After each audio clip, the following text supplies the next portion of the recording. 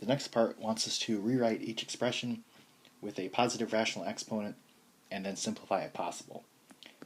So 9 to the negative 1/2, whenever you have a negative exponent, you need to move it to the denominator.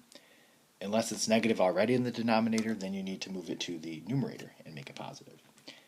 So this will be equal to 1 over 9 to the 1/2, which is equal to 1 over square root of 9, which is equal to 1 over 3.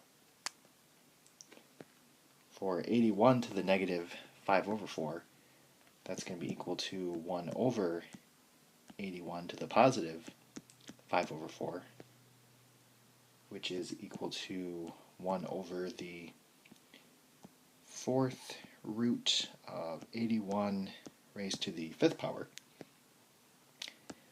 which is equal to 1 over 3 to the 5th, which is equal to 1 over 243.